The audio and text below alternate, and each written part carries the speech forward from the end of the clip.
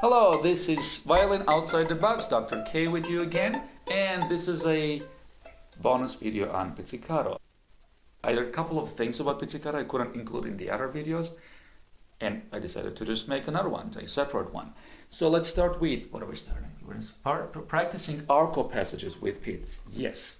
So guys, you ever had a case when you're playing a legato passage, like a slurred passage, and notes are not even? You know, usually the third finger goes on the string too early or leaves too early. Something like,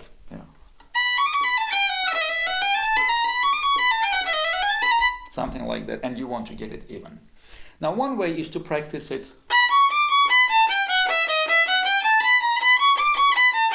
all in good separate bows, because our arm, the faithful right arm, will do everything right, will play it evenly, possibly.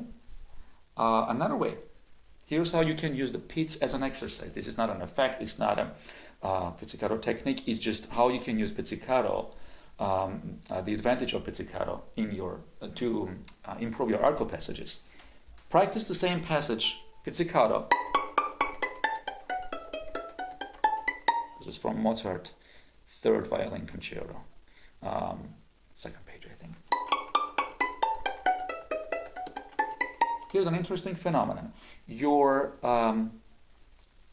right hand will not pluck until the left hand fingers are ready. Our arms are wired in a wonderful way, in the way that the bow and the hand are not wired. So if you're plucking evenly here, you are forcing your left hand to play on time. This guy has no alternative. And that has been the best way to improve the evenness of the notes, okay?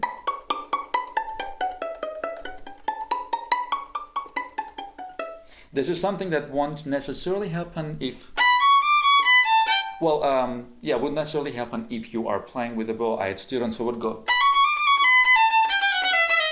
when the fingers drop on the string early or lift the string early.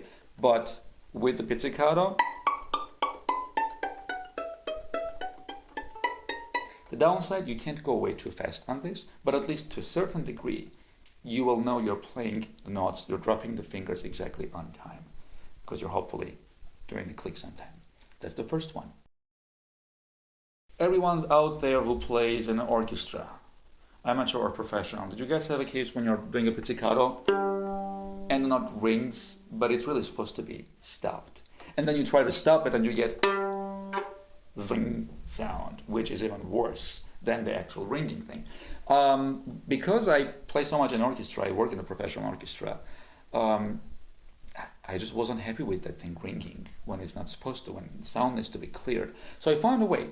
There is a way to stop that sound, except you don't stop the sound in the middle of the string.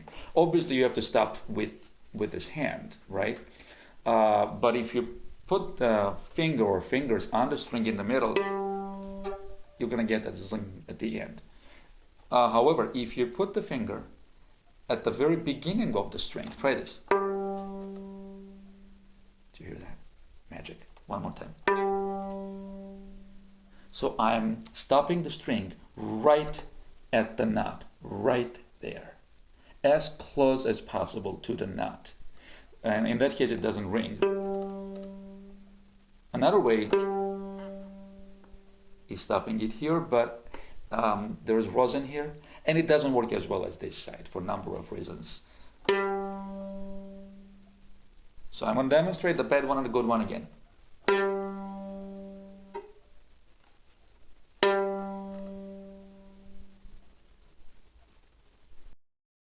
Sometimes you'll need to play arco and pizz at the same time, so using the bow and plucking the fingers, plucking the strings with the left hand fingers, and here's an example of that.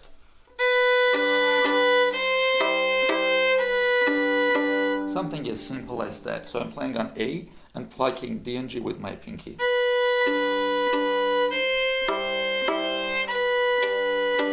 I find that either either 3 or 4, so ring finger or pinky may be fine for that, and just be careful to not pluck the string that you are using the bow on. So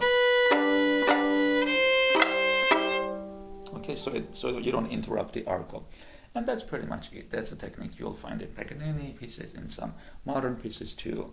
And I think that concludes this huge, all-inclusive, almost all-inclusive, right? All-inclusive Pizzicato series. Thank you for watching. This was Henrik Karapetyan with Violin Outside the Box. Please subscribe. Oh man, I think I'm getting a blister.